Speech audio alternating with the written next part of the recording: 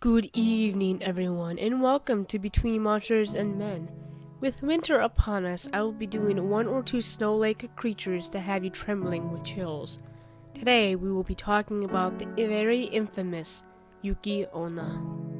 Yuki-Onna means snow woman, and quite literally she is. Depicted as either spirit or demon depending on the story, this female fatale is very popular in her origin country of Japan, being featured in literature, film, and animation, one being the Pokemon Fralass and another in the Canadian TV series of MythQuest. The demon goes by many names, but is mostly known worldwide as Yuki-Onna. Accounts of Yuki-Onna within Japanese folklore are apparently ancient. The first recordings of the demon comes from the Muromachi period of 1333 to 1573. A monk named Soji wrote about his own encounter with Yuki-Onna. He was leaving his home one snowy morning when he saw a beautiful, very tall young woman standing in his frozen garden. Her face as white as snow, and strangely so was her hair. She wore a white, almost see-through kimono, which could not have given her any warmth against the cold. Soji tried speaking to her, but as he did, she vanished.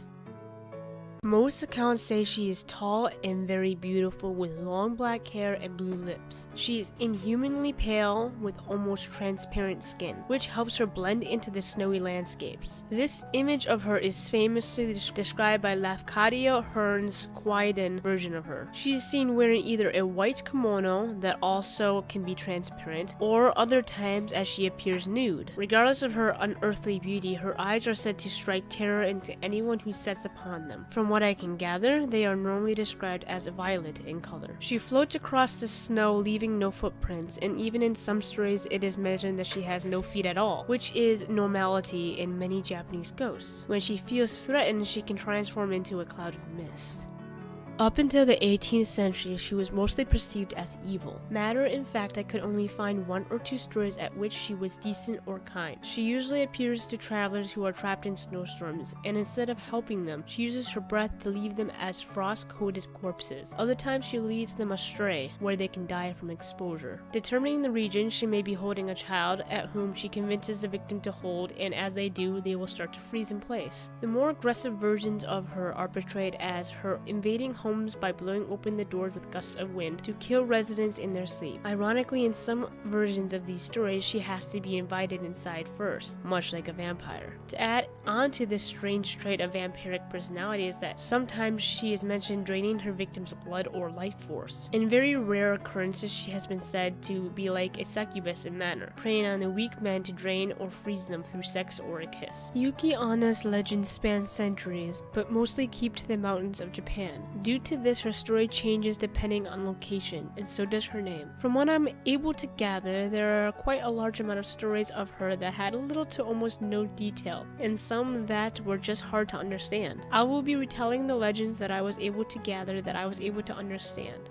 Iwate and Miyagi prefectures. In these regions, she is said to freeze unwary travelers solid with a single penetrating glance. It is also within these prefectures that she is thought to steal people's vitality. Within the Tano region of the Iwate prefecture, she only appears on Little New Year, also known as Koshogatsu, or the 15th of the first month, and when she does, she takes many children along with her into a field to play. Now, I'm only assuming that they never return because the story doesn't mention this, but often children were warned against going outside on these days.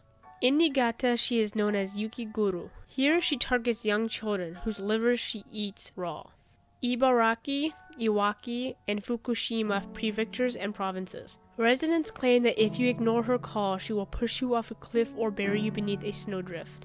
Oshika, Tohaku, and Totiri district and prefectures in Japan. Yuki-Onna comes during light snow and would say, Kori gusei yu gusei, which translates to, give me ice, give me hot water, while waving around a white wand, and the Yuki-Onna would bulge when splashed with water, and would disappear when splashed with hot water. Nishi, Monai, and Akita Prefecture. Looking at Yuki-Onna's face and speaking to her would result in being eaten. Other stories. The most popular story of Yuki-Onna comes from the Kwaidan by Lafcadio Hearn's story. There was a Yuki-Onna who found 2 hunters in the mountains. While they slept, she killed one, but the other she saw as beautiful and spared him. She told him that if he were to ever speak of this moment to anyone, she would come back and kill him. Some years later, he married and had children. One night, as he was looking upon his wife in the candlelight, he spoke to her on how she looked like a woman that spared his life, whom he believed was a Yuki-Onna. He told her the story, and after, his wife transformed into her true self and said, "I am that Yuki-Onna,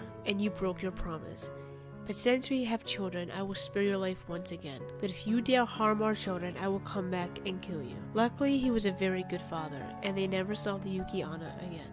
Another tale comes from Niigata. An elderly man ran an inn on a mountain trail with his wife. One snowy night, the inn had a visitor, a beautiful young lady who was traveling alone. She warmed herself by the fire and they all ate together. She was sweet and charming. During the middle of the night, a fierce blizzard came through. She stood up and made to leave. The innkeeper begged her not to go and took her hand to prevent her. He was astonished, for she was as cold as ice, and merely touching her hand sucked all the warmth from his body. Even as he shivered violently, he tried to keep her in the house. Soon her entire body turned into a fine icy mist and shot up through the chimney and out into the night. In Yamagata, a man claimed he married a Yuki-Onna. She was beautiful with piercing eyes and skin white as marble. While he loved taking long hot baths every night, his wife refused to bathe, which puzzled him greatly. One snowy night, he insisted that his wife bathe to at least keep herself warm, or she may freeze to death. Again, she refused, but he insisted so much that she couldn't handle it anymore. So she agreed. When he went to check on her after a few minutes, all he could find was half-melted icicles fragments floating in the tub.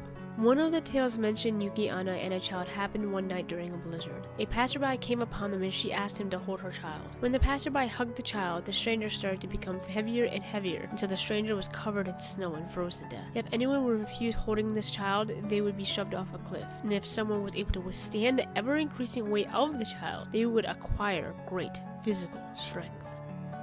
There is no definite answer on what Yuki-Onna is, but it ranges from vengeful spirits, demons, princesses, vampires, and even snow itself. In the Yamagata prefecture, the Yuki-Onna was thought to be a princess of the moon who left the world that she felt was boring to come to Earth together with snow. Unable to go back to the moon, she now wanders on the snowy moonlight nights. It is not unheard of for creatures from Japan to be thought like this, especially during the modern era where anime practically rules the media. It's a story full of despair, but not enough to add up to her attacks. After all, why would a princess from the moon, bored, suddenly attack humans? I just don't see it. Another story mentions that she was a woman who was deceived or murdered, or both, coming back as a Yuki-Onna. She now walks the earth as a vengeful spirit. This isn't unheard of or hard to imagine either. She only appears during one season and not in a single spot either. There is only one other apparent spirit that I know about that can possibly do this, and that was the Bell Witch. The Bell Witch was also said to have been in many different places at once. Let's bring up demons, but keep an open mind, due to the fact that different religions and locations have different outtakes on their creatures. For example, spirits, demons, gods, and so many may act completely different elsewhere. Demons in Japan aren't seen as spirits that come from hell to possess humans. Demons are seen as their own form that wander the world and may cause harm that way. It is very possible for Yuki-Onna to be a type of demon, especially if you know anything or heard anything of the type of demons from that side of the world. There's not much for me to say personally about the vampire or succubus theories, and there was only one script I read mentioning her possibly being snow itself. Vampires, succubus, and much more may act again differently in different locations. Vampires are usually invited in the European related terms of the mythology, while succubuses are seen also as European demons. Not saying that there's not succubuses in Japan, but they might be called something else. The snow itself theory, I think, comes from the Shinto belief that everything has a soul and spirit, including rocks, trees, and nature itself. And a person had said, whose name I forgot, and I didn't write it down for some reason, that if there's a large gathering of a particular substance like snow, it may create a person or spirit out of it. And so snow created Yuki-Onna. At least that was from one paragraph that I found. Again, I'm not saying that this is something I believe in. I personally think that Yuki-Onna is more of a demon, and maybe not just one particular demon, but maybe, let's say, a number of species that look the same, act the same, kind of sort of thing, if you get what I'm saying. What do you think?